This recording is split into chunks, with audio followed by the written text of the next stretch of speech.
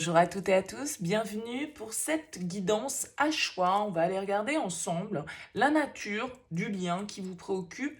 Est-ce que ce lien est toxique? Est-ce que vous devez vous en libérer? Quelles sont les énergies de cette relation? Qu'est-ce qui bloque? Et surtout, qu'est-ce que cette relation a à vous apporter et comment on vous conseille d'avancer par rapport à ça? Alors, pour ce tirage, je vais vous donner la possibilité ici entre le Light Seer Tarot ou le Rider-Waite. On complétera chacun des tirages avec l'oracle œil de lotus. Écoutez votre intuition, écoutez les deux tirages si vous ne savez pas trop faire votre choix et voyez celui qui vous ressemble le plus. Peut-être que ça ne vous parlera pas, donc si ça ne vous parle pas vraiment, vous laissez de côté. Et si ça vous inspire pour une guidance personnalisée, vous avez mon mail en bas de cette vidéo. Vous pouvez me contacter via ce mail pour une première approche, puisque j'effectue toujours une approche préalable avant la première consultation pour vérifier si je cerne bien votre situation. Donc il faut m'en dire le moins possible dans votre mail, uniquement prénom, date de naissance, le domaine de la question, c'est pro, c'est sentimental, c'est financier, mais pas plus de détails, sinon forcément cette première approche, elle perdra de son intérêt si vous me racontez déjà ce qui se passe pour vous. Voilà pour le préambule, je vous laisse faire votre choix, on se retrouve tout de suite pour le Light Seer Tarot.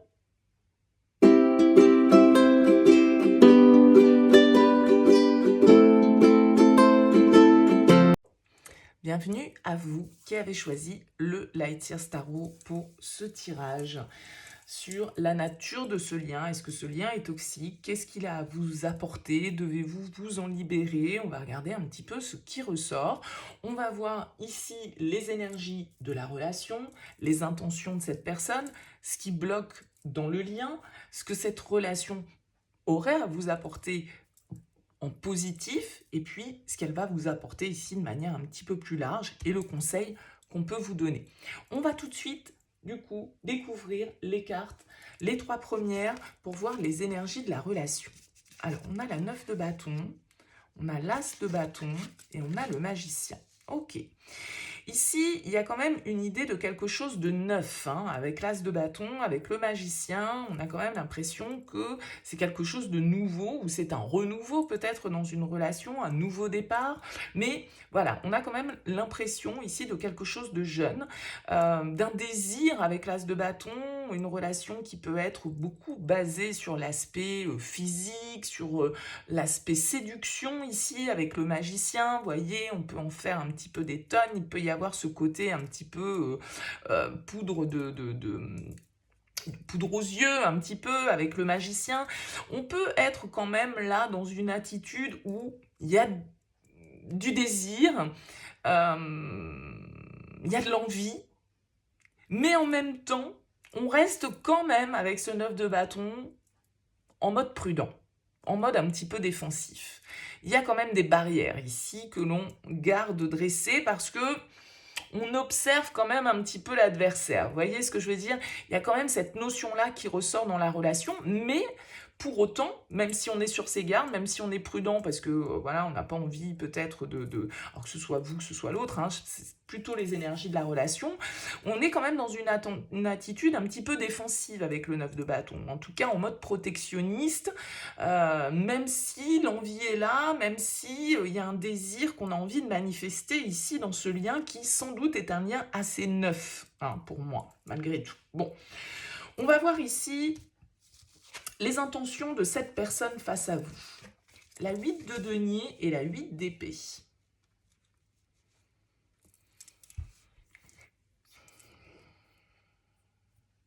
C'est quelqu'un qui peut être un petit peu passif pour moi quand même. Cette personne, là, elle est assise sur sa chaise, elle est en train d'observer, elle est en train de réfléchir à ce qu'elle va faire. Vous voyez, toutes ces phases de la lune ici, d'un certain côté, qui ressortent. Il y a une idée de passivité et ce personnage, vous voyez, il se regarde dans le miroir et il se voit pas totalement tel que elle est, elle se voit prisonnière, elle se voit ligotée, donc c'est comme si c'était quelqu'un qui était quand même plutôt passif, qui pouvait avoir certains conditionnements, ne pas être totalement au clair dans sa tête sur ce qu'il ou elle a envie de projeter d'un certain côté. Il y a beaucoup de peur qui ressortent dans le 8 d'épée, c'est une carte de peur, de blocage, de croyances limitantes, c'est tout ce qu'on a l'impression de ne pas pouvoir faire, c'est quand on se place un petit peu en position de victime, je suis victime mais en même temps, bon, j'agis pas, vous voyez, il y a cette idée-là un petit peu dans les énergies de cette personne. Ok, bon, on ira recouvrir ce tirage au fur et à mesure. On va déjà découvrir le tarot et on ira le compléter avec un autre jeu. On va aller voir ici les blocages. La 6 d'épée et le cavalier de denier. Bon, il y a une lenteur. Il y a une lenteur ici qui ressort avec le cavalier de denier. C'est-à-dire que c'est quelque chose qui n'avance pas. Je pense que c'est une personne face à vous qui n'avance pas, qui ne fait pas forcément d'efforts, ou en tout cas qui reste un petit peu statique, un petit peu inerte. Le cavalier de denier, c'est la tortue. C'est une situation qui peut être insupportablement lente, qui met du temps à peut-être à ce qu'il y ait enfin cette as, enfin quelque chose qui commence. Vous voyez ce que je veux dire? C'est presque comme si elle n'avait pas commencé. Je disais, c'est quelque chose de jeune ici. Ça peut même être un lien sur lequel il n'y a pas encore eu vraiment de choses très concrètes dans la matière. Peut-être qu'il y a une distance géographique dans ce lien avec le 6 d'épée. On peut nous parler d'éloignement physique, donc ça peut venir impacter la relation. Peut-être que voilà, cette distance fait que les choses avancent très lentement parce qu'on est loin l'un de l'autre et puis on ne peut pas justement finaliser la relation. Vous voyez, en tout cas, c'est pour moi une personne qui avance très très très lentement et qui ne sait peut-être même pas trop où est-ce qu'elle va. Voyez, le bandeau sur les yeux, le fait qu'on est là en train de regarder, oui, bon, alors du coup, qu'est-ce que je prends? Est-ce que je bouquine? Est-ce que je cuisine? Est-ce que, vous voyez, donc, il y a vraiment cette idée d'être statique et de pas trop savoir si on peut compter en fait sur cette personne. Si cette personne elle est fiable, si on va pouvoir aller loin quoi avec le cavalier de denier. Vous voyez, alors, il vient en blocage donc probablement que ça manque un peu de fiabilité et que c'est extrêmement lent à avancer, à changer, à évoluer, à transiter. Et peut-être parce qu'il y a de la distance, peut-être parce qu'il y a de l'éloignement géographique. On va voir ce que cette relation pourrait vous apporter de positif ici. Ouf, la tour.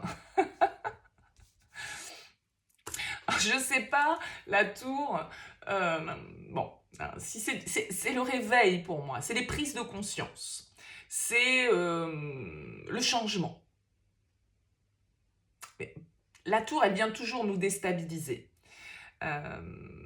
Donc, voilà, il y a certaines, peut-être, prises de conscience sur vous-même, que cette tour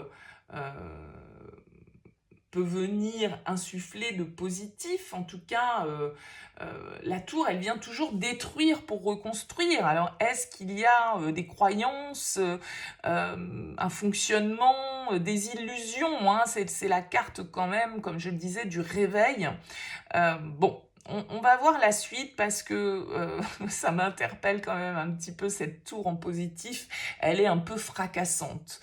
Donc, on va voir ici ce que cette relation a à vous apporter.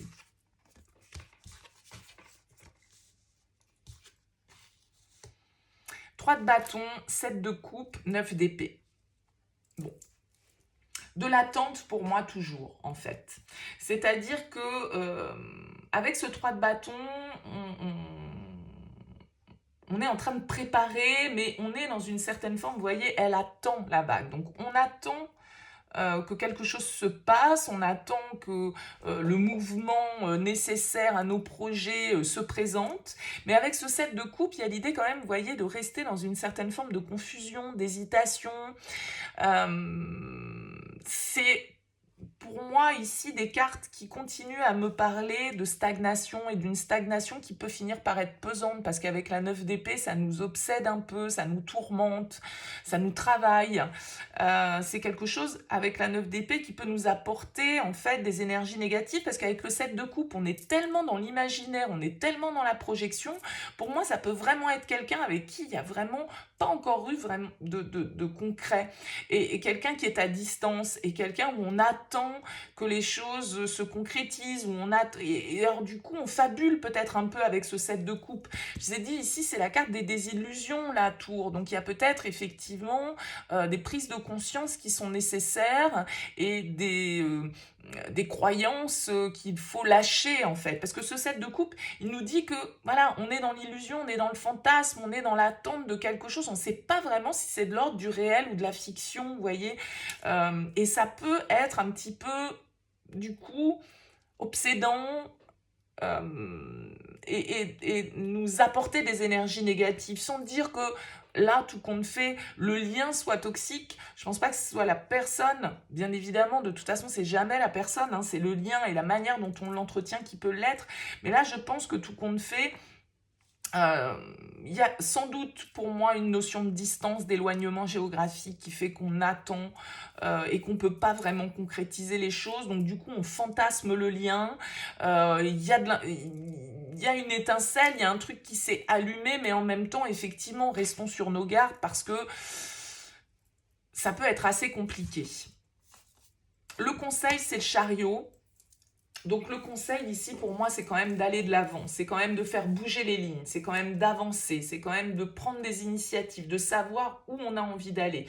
Il y a peut-être un mouvement, un déplacement à faire ici pour que justement on ne reste plus dans les illusions et le fantasme. Peut-être qu'il y a vraiment un mouvement à opérer physiquement ici pour vous par rapport à ce lien. Mais le chariot nous dit voilà, il faut avancer. Il faut avancer d'une manière ou d'une autre, quelle que soit, je dirais, la direction que vous prenez, il y a un mouvement ici à opérer, une confiance à retrouver. Alors, on va recouvrir avec un oracle, l'oracle œil de lotus. On va prendre quelques précisions ici. Encore la tour et encore les pensées. Ouais. Vous voyez, ici, on a la mort, on a la fin. Je pense que vous vous demandez, en fait, si cette relation, il y a quelque chose à en attendre.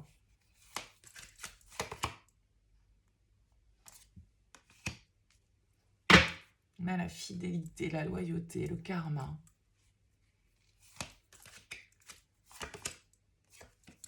Ouais, vous voyez, on a la solitude, l'isolement, les blocages. Pour moi, c'est quelqu'un qui est loin de vous.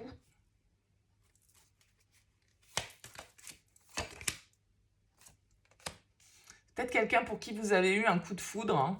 Quelqu'un qui est venu justement peut-être vous réveiller. Pour moi, vraiment, c'est quelqu'un avec la rencontre ici.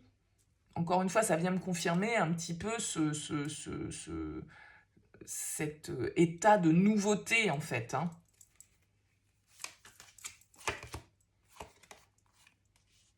Ouais. Créativité, l'ennemi.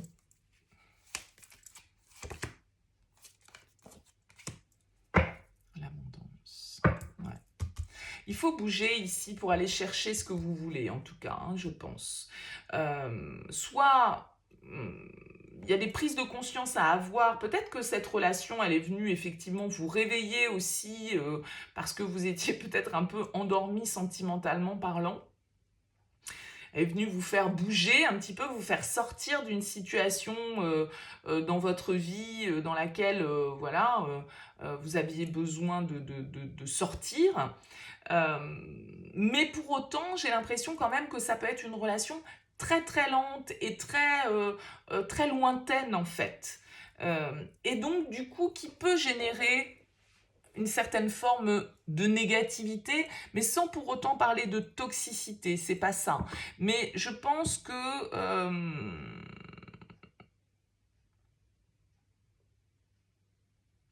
il va falloir peut-être pour vous concrétiser à un moment donné, là, si vous vous y retrouvez dans ce tirage, c'est-à-dire si c'est, par exemple, vous êtes en lien, vous échangez avec une personne à distance, ou vous vous êtes rencontrés une fois, mais vous habitez très loin l'un de l'autre, et puis voilà, vous n'arrivez pas forcément à vous voir très facilement.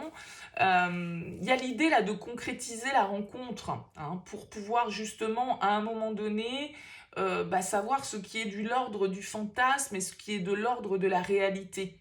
Vous voyez, j'ai l'impression que, bon, euh, plutôt que de rester dans cette attente et dans cette stagnation, eh bien, on a intérêt à faire bouger les lignes. On a intérêt à aller à la rencontre de cette personne pour savoir si vraiment, tout compte fait, est-ce qu'on fabule ou est-ce qu'il y a réellement un potentiel à exploiter? Est-ce qu'il y a réellement quelque chose à créer? Voyez? Et ça peut être quelqu'un qui a du mal avec cette notion de distance, qui a du mal du coup à faire confiance, qui a du mal à... Voyez, bon, vous me direz bien évidemment, s'il vous plaît, dans vos commentaires, laissez-moi un petit mot si ce tirage vous parle pour que je puisse... avoir votre ressenti également, c'est toujours intéressant pour moi. En tout cas, voilà, n'hésitez pas à me laisser un petit commentaire, à liker, à partager, à vous abonner sur cette chaîne si ça n'est pas encore le cas. En tout cas, merci beaucoup pour votre écoute et puis je vous dis à très vite.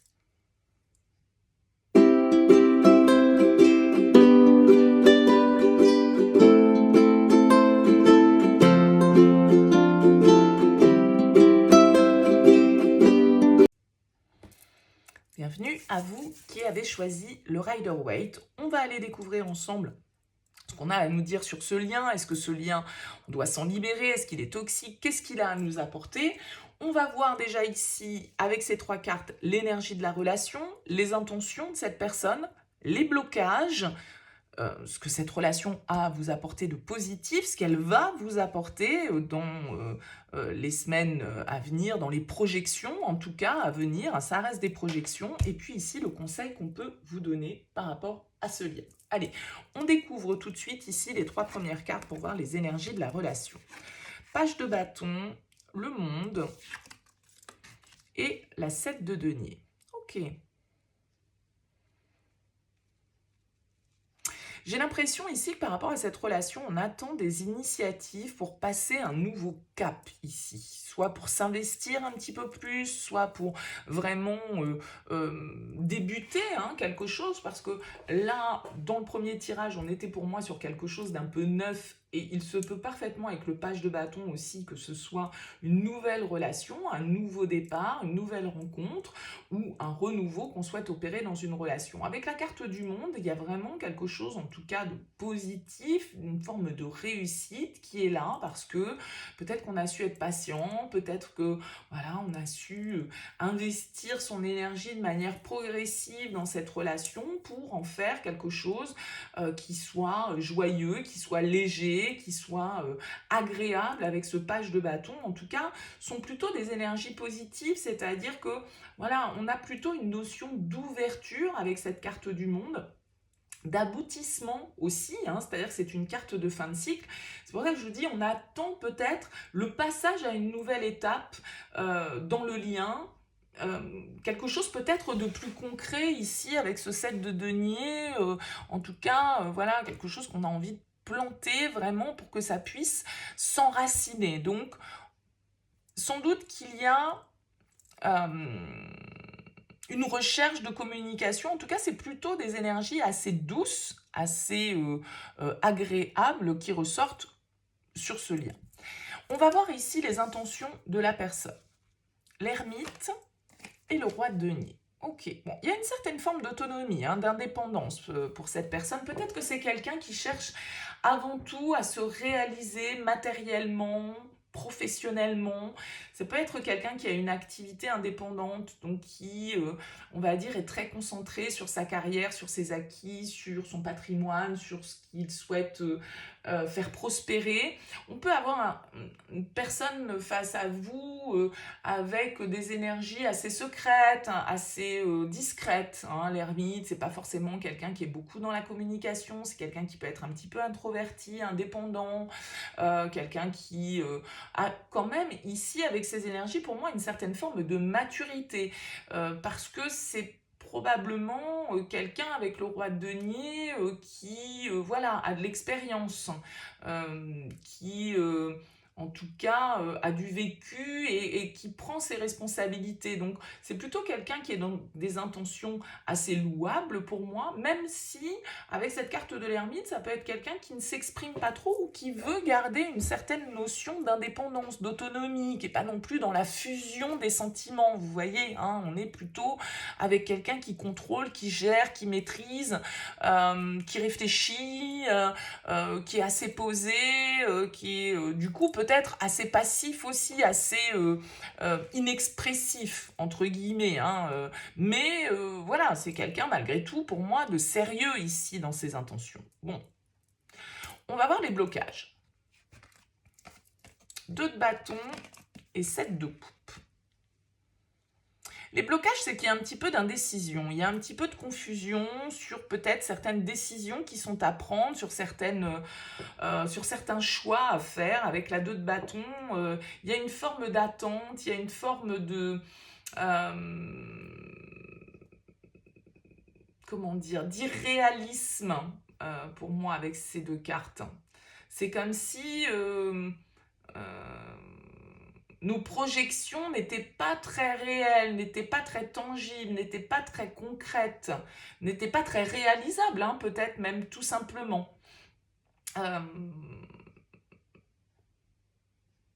Ça reste de l'ordre des projections, du rêve un petit peu, et donc ça manque peut-être un peu de concret, et peut-être qu'on attend ici avec ce 7 de denier, comme je le disais, un passage à une autre étape avec ce page de bâton, quelque chose d'un peu plus fun, quelque chose de plus léger, alors qu'ici on a quelqu'un pour moi de très sérieux. On a quelqu'un de très sérieux, de très gestionnaire, de très carré, de très cartésien, peut-être un signe de terre, hein, ici face à vous, Taureau, Vierge, Capricorne. Et donc du coup, on ne sait pas trop ce qu'on doit attendre, on ne sait pas trop si tout ça est bien concret, si tout ça est bien réel, si tout ça est bien tangible. Il y a une certaine forme d'attente, parce que pour moi, le 2 de bâton en blocage, c'est un peu Anne Masseran, ne vois-tu rien venir, et avec le 7 de coupe, je suis un petit peu dans le flou, je suis un peu dans les nuages, je suis un peu dans la confusion, et non, c'est pas très très clair tout ça. Donc est-ce qu'on attend ici, comme je le disais, le passage à une action un petit peu plus enflammée, un petit peu plus spontanée, de la part de quelqu'un qui, ici, pour moi, est beaucoup dans le contrôle. Bon. Ce que cette relation peut vous apporter de positif. La Lune.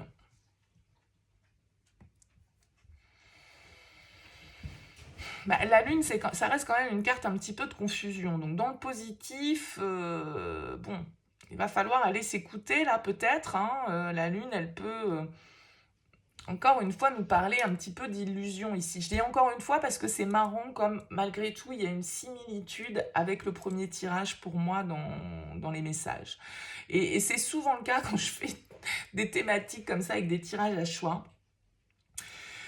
Parce que pour moi, tout à l'heure, on avait la tour, c'est un peu les illusions qui doivent s'envoler. Et pour moi, là, avec la lune aussi, c'est le voile qui doit se lever. Je vous disais ici, on est dans les nuages, on est dans le brouillard, on voit pas très clair dans la situation, c'est un peu enfumé et on n'arrive pas à percevoir clairement les choses. Et la lune, c'est pareil.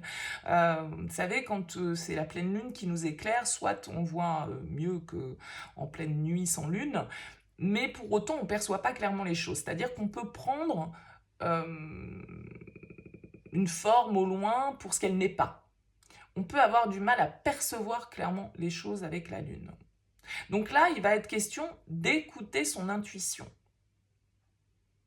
Si au niveau émotionnel, vous ne savez pas à quoi vous en tenir et que vous êtes un peu dans l'attente de quelque chose se passe, qu'un cap soit passé et que bah, ça fait peut-être un petit moment avec ce 7 de denier que vous faites preuve de patience dans cette histoire, bon, la Lune va vous demander à un moment donné d'éclaircir la situation, de venir y apporter un petit peu de lumière, d'apporter une certaine forme de vérité et peut-être d'écouter un petit peu votre petite voix intérieure, quoi, hein, d'y aller à l'instinct ici. Bon, on va voir ce que la relation a à vous apporter de manière plus générale. L'étoile, le pendu, et la 10 d'épée. Ok. Alors, je vais vous dire hein, assez clairement, pour moi, c'est ici une relation où on est dans l'attente. Avec l'étoile, bon, ben voilà, on a l'impression peut-être d'être connecté avec cette personne, mais avec le pendu et la 10 d'épée juste derrière, il y a quand même l'idée d'une situation qui est un petit peu bloquée, qui bouge pas, qui est en attente, sur laquelle on n'a pas forcément le pouvoir. Et avec la 10 d'épée, on a quand même l'idée ici d'une forme d'échec, d'une forme de souffrance, d'une forme d'épreuve. Là, il y a quelque chose un petit peu de compliqué et de souffrant parce que les choses n'avancent pas.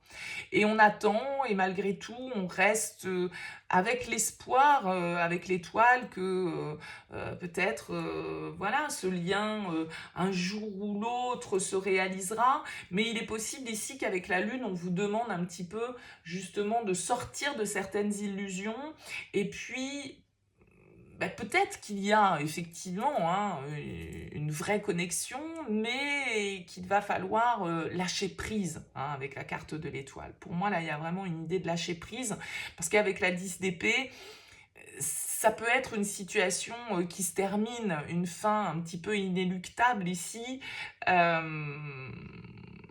Et vous avez quelqu'un, je vous l'ai dit ici, qui est beaucoup dans le contrôle, dans une certaine forme d'autonomie, d'indépendance, très concentré sur ses propres besoins, et ses besoins vraiment purement, pour moi, terrestres, et qui est plutôt dans la passivité, dans le repli, avec cette carte de l'ermite. Donc, ici, j'ai quand même l'impression qu'avec le pendu, il va falloir accepter ce qui est, accepter de lâcher prise, sortir d'une position qui peut être un petit peu sacrificielle, parce qu'on peut être dans l'attente depuis un petit moment, en fait, par rapport à cette personne. Ouais. Le conseil, c'est la 9 d'épée. Donc le conseil ici, c'est vraiment de vous libérer d'une situation qui peut être là quand même assez drainante au niveau mental, au niveau énergétique. La 9 d'épée, c'est les peurs, l'angoisse, la dépression, la déprime, les idées noires, le fait qu'on est très porté vers des idées pessimistes. C'est une carte qui ressort en conseil, c'est-à-dire qu'il va falloir dépasser ça, accepter peut-être qu'effectivement ici, il y ait un lien qui ne puisse pas s'établir comme on le souhaiterait.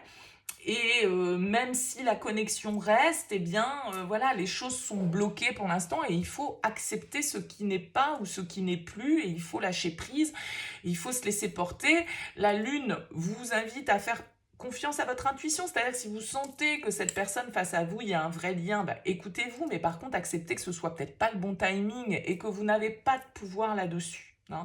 Donc, il y a vraiment l'idée ici de sortir un petit peu d'une situation là qui peut vous, quand même vous déprimer, quoi, hein, parce que justement vous êtes dans l'attente et que vous fantasmez beaucoup les choses et que, bon, voilà, est-ce qu'il faut attendre ou être patient? Vous voyez, c'est pas forcément la même chose.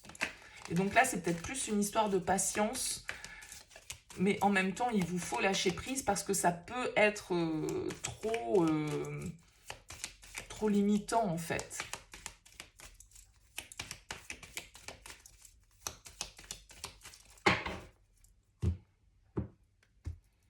On va recouvrir avec l'oracle œil de lotus. Ouais. Vous voyez, on a le karma ici. Donc pour moi, c'est un lien dont vous avez du mal à vous détacher. Regardez, qu'est-ce qu'on a ici? En premier, l'attente, la patience. Vous attendez cette personne. Mais Anne, ma sœur Anne, ne vois-tu rien revenir? Il n'y a pas de bateau à l'horizon, quoi. Ouais. On a la perte ici sur les énergies de cette personne face à vous. C'est quelqu'un qui a peut-être peur de perdre aussi ce qu'il a construit, d'où cette autonomie, d'où cette indépendance excessive. Pour moi, c'est quelqu'un qui est très focalisé en ce moment dans ses énergies sur tout ce qui est terrien, quoi, tout ce qui est matière.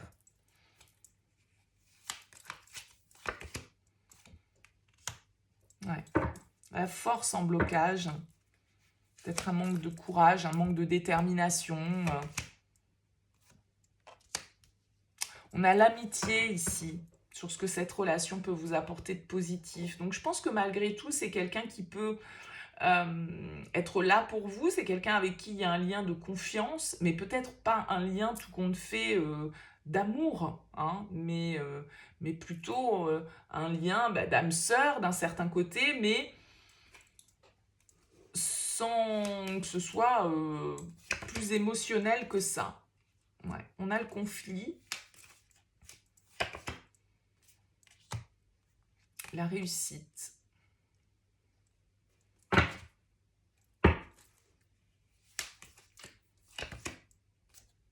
Et on a le déménagement, la tristesse.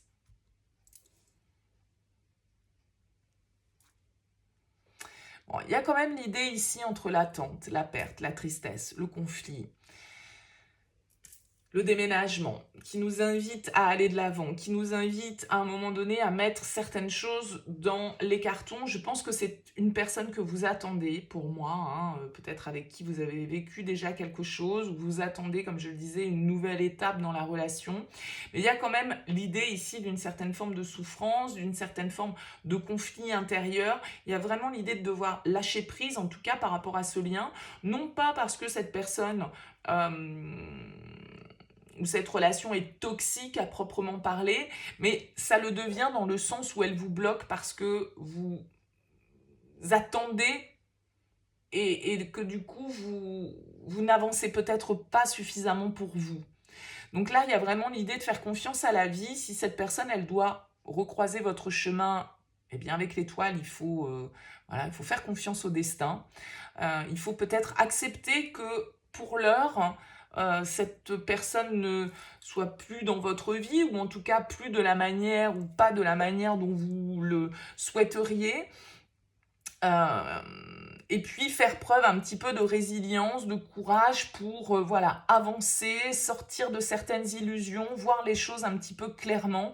Parce que là, tout compte fait, c'est plus les pensées négatives que cette relation peut avoir sur vous, qu'il faut dépasser en fait aussi. Certaines peurs, certaines angoisses.